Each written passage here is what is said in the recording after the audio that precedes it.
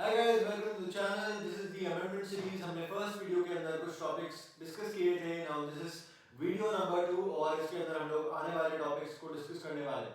So our first topic for today is steps of target costing. Now हमारी book में already ये दिया हुआ था।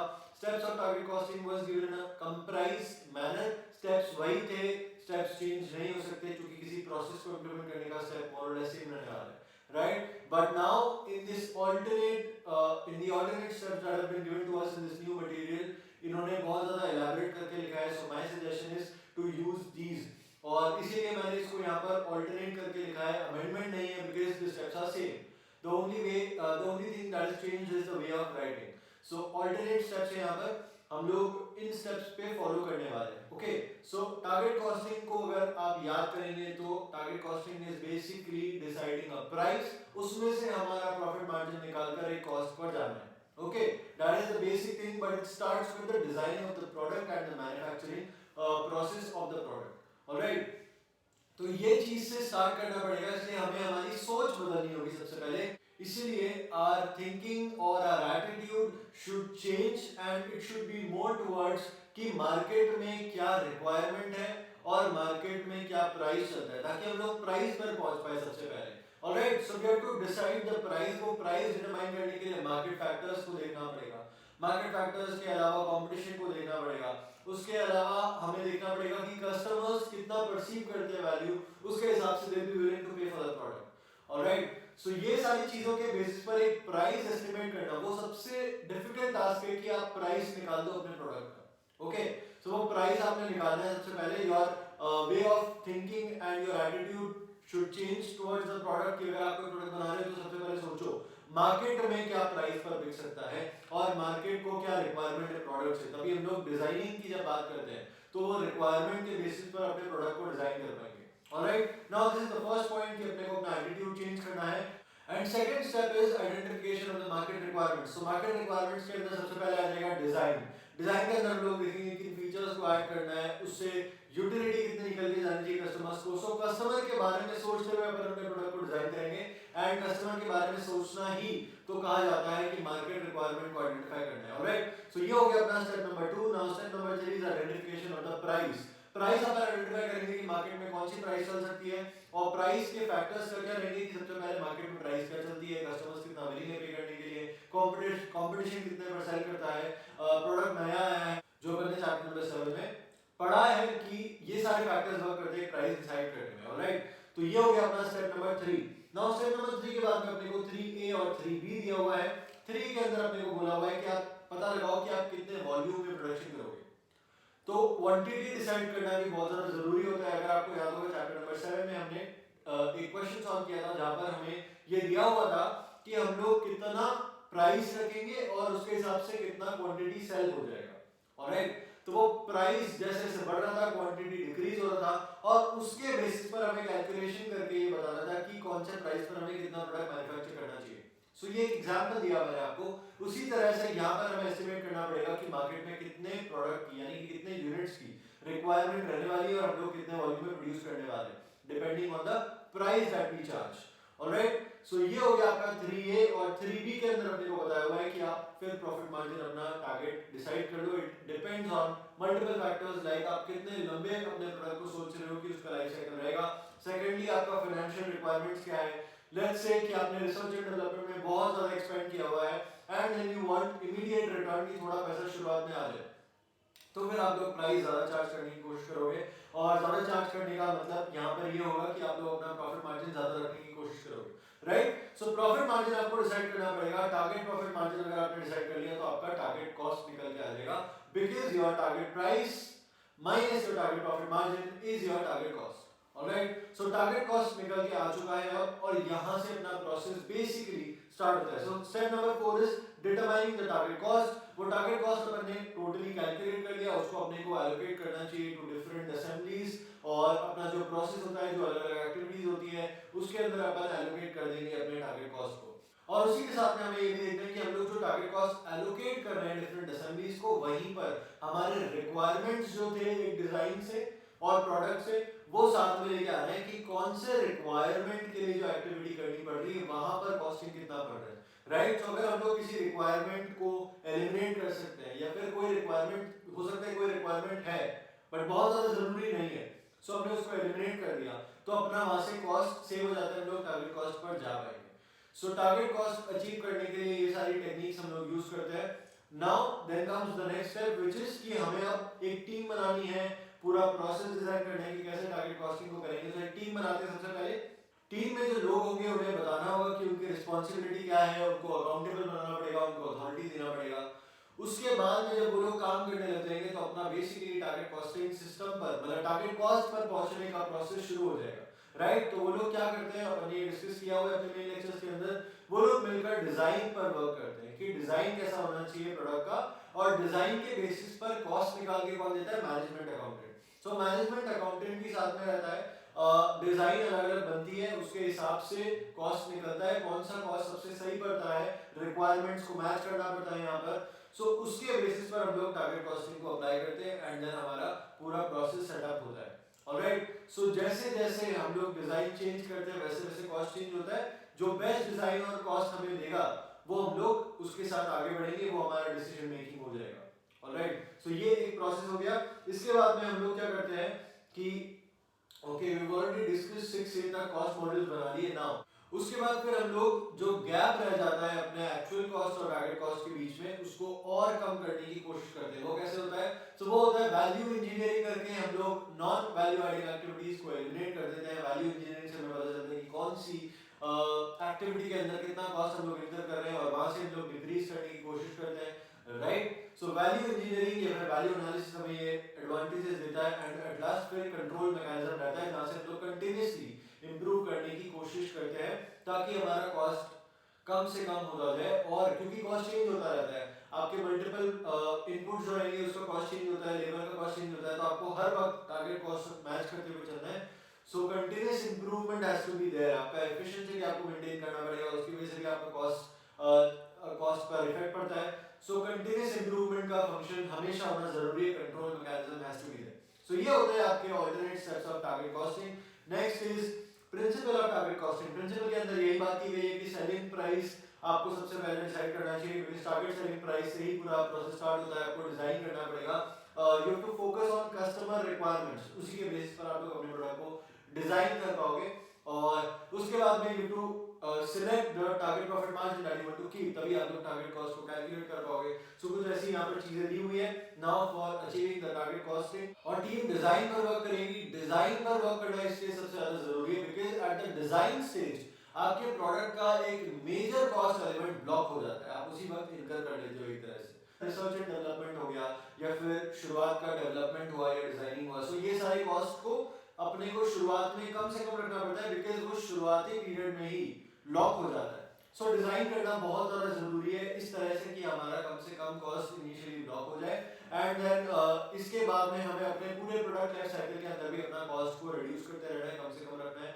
और कुछ इस तरह के प्रिंसिपल्स अपने को देखने को मिलते हैं टारगेट कॉस्टिंग के अंदर। So these are the points which have been added new target costing के प्रिंसिपल्स, ये अपन ने अलग से देख लिए। इसके बाद चलते हैं नेक्स्ट टॉपिक के ऊपर which is about product return over it's life cycle. तो अपन कैसे मैक्सिमाइज कर सकते हैं अपने प्रोडक्ट का return over the life cycle, उसके कुछ 3 पॉइंट्स दिए हुए हैं, अपन ने पहले डिस्कस किए। ये क्वेश्चन के अंदर आंसर का पार्ट था जो कि अब इन्होंने स्टडी मटेरियल के अंदर ही ऐड कर दिया है।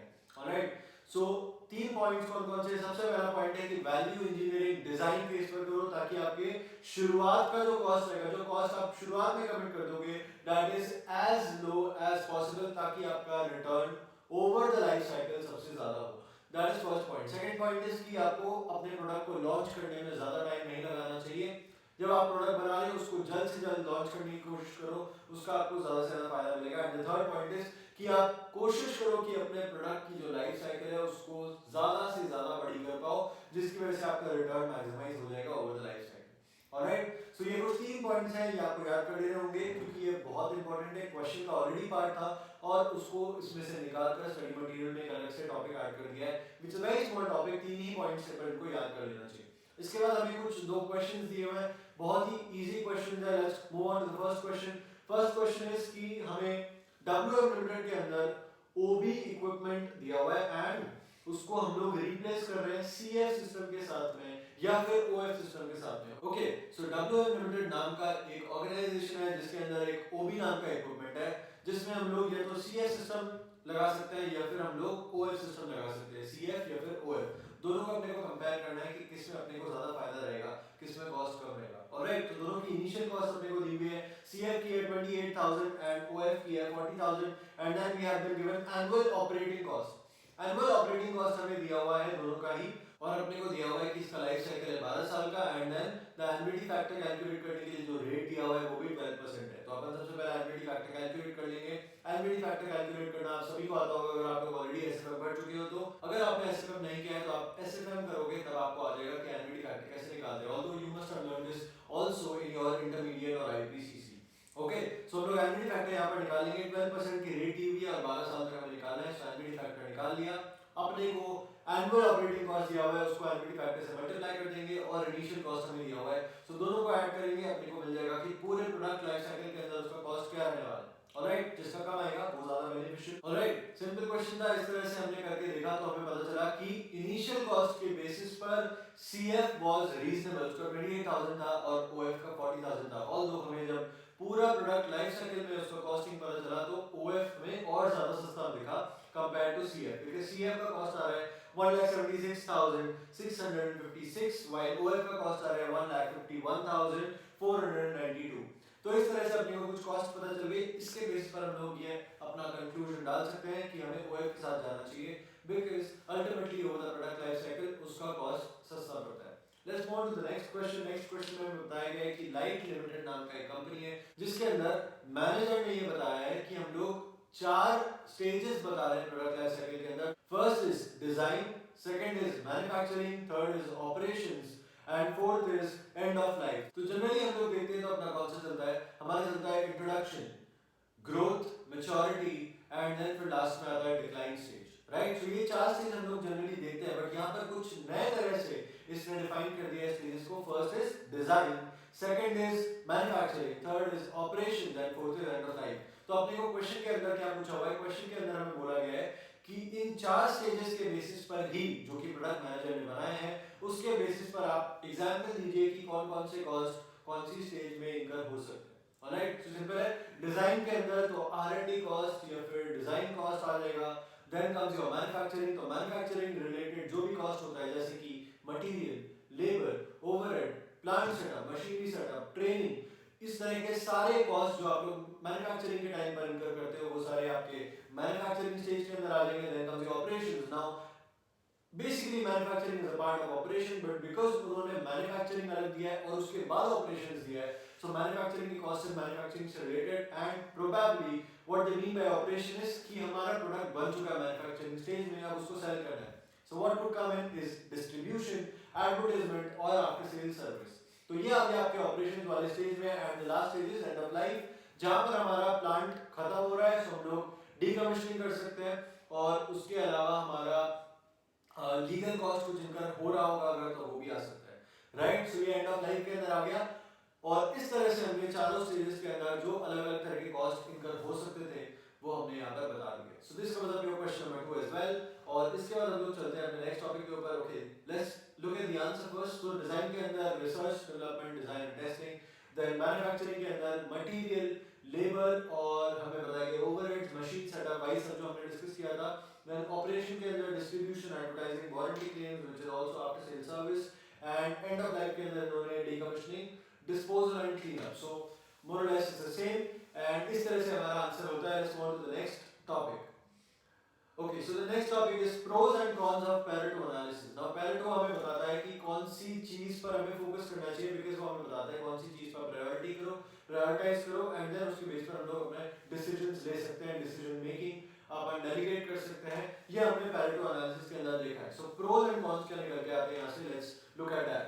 सो सबसे पहले प्रोज में हम लोग ये देखते हैं कि क्योंकि एक बिगर प्रॉब्लम है, let's say a bigger problem is customer dissatisfaction. Now customer dissatisfaction एक बहुत बड़ा प्रॉब्लम है, बट उसके अंदर हमें छोटे छोटे प्रॉब्लम्स आइडेंटिफाई करने होंगे। सो बाय छोटे छोटे problems what I mean is कि हमें we have to identify the root causes of customer dissatisfaction for example. So root cause identify करना है सबसे पहले एंड रूट कॉज आइडेंटिफाई करने की वजह से because it works on root causes और हमें ये बोलता है कि आप बड़े प्रॉब्लम को छोटे छोटे प्रॉब्लम्स में ब्रेक करो और इसका प्रोसेस तरह से ही वर्क करता है।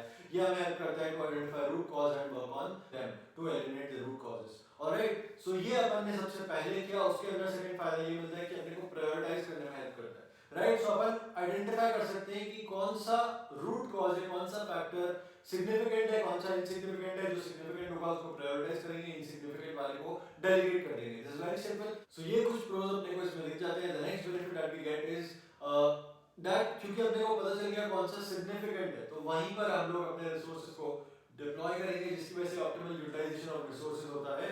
सो सिग्निफिकेंट वाले के ऊपर रिसोर्सेज डिप्लॉय करने हैं, इनसिग्निफिकेंट वाले के ऊपर शायद इतने रिसोर्सेज डिप्लॉय करने की जरूरत अभी नहीं है या फिर बाद में होगी। सो प्रोस कुछ इस तरह से वर्क करते हैं और हमें पता चल गया। And at last it acts as a control mechanism, क्योंकि हम लोग रूट कॉज के ऊपर वर्क कर रहे हैं। सो कोई भी प्रॉब्लम दिखा, उसका अपने रूट कॉज आइडेंटिफाई किया एंड देन उसके ऊपर वर्क करने लगे। सो कंट्रोल मैकेनिज्म भी इस तरह से वर्क करता है एंड कंट्रोल मैकेनिज्म तो हर जगह पर ही आ जाता है। राइट, सो प्रोस अपने को देखने को मिल गए। The next point is cons. Cons क्या हो सकते हैं पैरेटो एनालिसिस के? सो कुछ कॉन्स जो अपने को पैरेटो एनालिसिस में देखने को मिलते हैं, उसमें सबसे पहला यही होगा कि हो सकता है अभी प्रॉब्लम छोटी है। छोटी प्रॉब्लम बड़ी भी तो बन सकती है बाद में, क्योंकि छोटी थी तो हमने उसको शायद डेलीगेट कर दी या फिर उसके ऊपर ध्यान नहीं दिया। बट अगर वो बड़ी बन गई तो उसके ऊपर अपने को ध्यान देना चाहिए था। राइट, सो हम लोग शुरुआत से उसको डील नहीं करके उसको बड़े होने का वेट कर रहे हैं और वो बड़ा हो जाएगा उसके बाद उस पर वर्क कर रहे हैं। सो ये एक बहुत बड़ा कॉन है जो मुझे लगता है पैरेटो एनालिसिस का निकल के आता है। उसके अलावा कुछ पॉइंट्स अपने को दिए हुए हैं, जैसे कि अगर डेटा गलत हो गया, क्योंकि पैरेटो एनालिसिस वर्क करता है और information and data just like most of the other models as well, but फिर भी पैरेटो एनालिसिस क्योंकि सिर्फ और सिर्फ डेटा पर रिलाई करता है, अगर डेटा गलत है तो पैरेटो एनालिसिस का कंक्लूजन भी गलत आने वाला है। उसके अलावा एक और यहाँ पर कौन अपने को देखने को मिलता है, वो ये है कि अगर आपने आइडेंटिफाई गलत कर लिया, यानी कि रूट कॉज ही गलत आइडेंटिफाई कर लिया, तो पैरेटो एनालिसिस आपका पूरी तरह से फेल हो जाएगा, क्योंकि सेम पॉइंट है, डेटा आपने गलत फीड इन किया तो आपका रिजल्ट गलत निकल कर आएगा। So this is the con. And इस तरह से हमारा pros and cons of Pareto analysis जो कि एक एडिशन हुआ था अपने स्टडी मटेरियल के अंदर, वो भी हमने कवर कर लिया है। Very simple topic. कौन इसके जरूरी है याद रखना, थोड़े से आपको ध्यान रखना पड़ेगा कि पैरेटो एनालिसिस का जो कौन होता है वो एक निकल के आता है बेसिकली, बट उसके डेटा से रिलेटेड दो पॉइंट्स हो सकते हैं। सो आप शायद डेटा वाला पॉइंट भूल जाओ, ना भूलो, इसलिए आपको उस पर स्पेशल ध्यान देना चाहिए। राइट, एंड प्रोज तो हमें पता ही है कि हमें किन चीजों में हेल्प करता है। सो प्रोज तो हम लोग शायद लॉजिकली भी लिख सकते हैं, बट कॉन्स याद करना थोड़ा सा डिफिकल्ट हो सकता है। So pros and cons हमारे complete होता है। Let's move on to the next topic, which is classification of EMA cost. तो हम लोगों ने already classification देखा है EMA का, अब नए classifications और add हुए हैं। Alright, so जो already हमने पढ़े हैं, जैसे कि हमारा prevention वाला जो था और internal failure, external failure वाला था, appraisal cost में जो हमने environmental डाला था। So ये चार तो already है हमारे पास में, वो हमने पढ़े हुए हैं। नए ऐड हुए हैं। The first one is US EPA model. US EPA हमें बताता है कि हम लोग चार तरह से क्लासिफाई कर सकते हैं एनवायरमेंटल कॉस्ट को। सबसे पहले बोला है उसने कन्वेंशनल कॉस्ट, फिर बोला है पोटेंशियली हिडन कॉस्ट, थर्ड बोला है उसने कंटिजेंट कॉस्ट एंड फोर्थ बोला है relationship and corporate image cost. Now ये होता क्या है, तो उसके लिए हम लोग थोड़ा सा डिस्कशन कर लेते हैं। सबसे पहले आता है अपना कन्वेंशनल कॉस्ट। कन्वेंशनल कॉस्ट के अंदर वो बोल रहा है कि आपके जो नॉर्मली कॉस्ट इनकम होता है ना, जैसे कि मटेरियल, लेबर, ओवरहेड्स, उसके अंदर अगर अपन ने इनएफिशिएंसी करी तो उस इनएफिशिएंसी के अंदर भी अपने को एनवायरमेंटल कॉस्ट निकाल के लाना चाहिए। राइट, सो वहां से भी अपन एनवायरमेंटल कॉस्ट निकाल कर लेके आएंगे, that is your conventional cost. तो अपना जो भी नॉर्मली कॉस्ट इनकर होता है अपने मैन्युफैक्चरिंग के अंदर, जैसे कि मटेरियल, लेबर, ओवरहेड्स, इस तरह के रिसोर्सेज को इन अ वेरी शॉर्ट मैनर अगर मैं एक टर्म में बात करूंगा तो वो रिसोर्सेज बोलूंगा। इसलिए रिसोर्सेज को अगर मैंने ऑप्टिमल यूटिलाइज नहीं किया, इनएफिशिएंटली यूज किया है, तो वो जो इनएफिशिएंसी की वजह से कॉस्ट इनकर होगा उसको हम लोग एनवायरमेंटल कॉस्ट में लेकर जाएंगे। Second is potentially hidden cost. Potentially hidden cost वो वाले टाइप के कॉस्ट होते हैं जो कि जनरल ओवरहेड्स में छुप जाते हैं। राइट, सो उन कॉस्ट का अपने को क्या करना है, उन कॉस्ट के अंदर इन्होंने फर्दर बाइफरकेशन किया है। सबसे पहले उन्होंने बोला है अप फ्रंट एनवायरमेंटल कॉस्ट। इसके अंदर क्या आएगा, सो इसके अंदर आता है हमारा बेसिकली मशीन सेटअप करने का, या फिर इंस्टॉलेशन हो गए, या फिर हम लोग साइट को प्रिपेयर कर रहे हैं। सो कुछ इस तरह के कॉस्ट जो इनकर करते हैं उसमें एनवायरमेंटल कॉस्ट जो इनकर होता है वो होता है आपका अप फ्रंट एनवायरमेंटल कॉस्ट। फिर आता है बैक एंड। बैक एंड के अंदर फिर जब साइट कंप्लीट हो जाती है, वहां से काम खत्म हो जाता है, डिस्पोज करना है, डिकमीशन करना है, क्लीन अप करना है, वो सारी चीजें आपके बैकेट कॉस्ट के अंदर आ जाती है। उसके बाद बताया गया regulatory including voluntary. Now regulatory की अगर हमें रेगुलेशन के हिसाब से इंस्पेक्शन करवाना चाहिए, ट्रेनिंग करवाना चाहिए, तो वो सारा रेगुलेटरी में आ जाएगा। But just in case regulation नहीं बोल रहा है कि इंस्पेक्शन कराओ, बट हम लोग वॉलंटरीली कराना चाहते हैं, तो वो भी इंस्पेक्शन कॉस्ट कवर कर सकता है। So that is why it's been given like regulatory including voluntary. तो हम लोग इसके एग्जांपल्स में क्या लिख सकते हैं, इंस्पेक्शन कॉस्ट हो गया, ट्रेनिंग कॉस्ट हो गया, एनवायरमेंटल ऑडिट्स कराया उसका कॉस्ट हो गया, ये सारी चीजें आपकी यहाँ पर आ जाती है। Then comes your next point which is contingent cost. Contingent cost नाम से पता चल रहा है कि हम लोग शायद ये फ्यूचर में इनकर करना पड़ सकता है हमें। सो वो कॉस्ट क्या हो जाएगा, अगर आपको कोई फाइन लगने वाला है, लीगल पेनल्टीज लगने वाली है, सो वो सारे कॉस्ट यहाँ पर आ सकते हैं। कोई केस चल रहा है, उसका क्या डिसीजन आने वाला है, और वो एनवायरमेंट से रिलेटेड है, सो वो सारे कंटिंजेंट कॉस्ट के अंदर आ जाएंगे। And last one is corporate image and relationship cost. तो उसके अंदर हमारा क्या आ जाएगा कि हम लोग अगर एनवायरमेंटल रिपोर्ट्स बना रहे हैं, तो रिपोर्ट बनाने का खर्चा, क्योंकि हमें ये रिपोर्टिंग करके या तो अपने रेगुलेटरी बॉडी को देनी पड़ती है या फिर हमारे स्टेक होल्डर्स को प्रोवाइड करनी चाहिए, right. So relationship and image cost के अंदर आ जाएगा कि आप अपनी इमेज सुधार रहे हो, रिलेशनशिप बिल्ड कर रहे हो, और इसके अंदर हम लोग रिपोर्टिंग के बारे में एग्जांपल दे सकते हैं।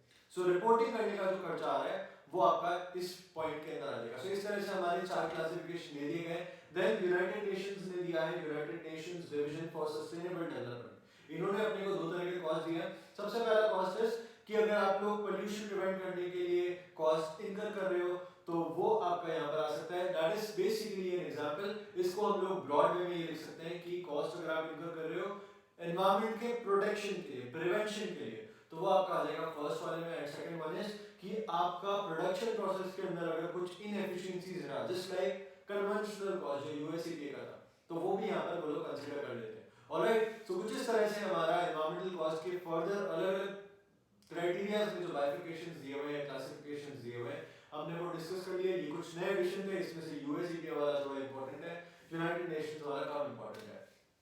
सो ये भी हमारा डिस्कस हो चुका है। सो इस वीडियो को हम लोग यहीं पर एंड करते हैं। In the next video will move on to the next topic. Don't forget to like the video and share the video, and please subscribe to the channel. Thank you so much.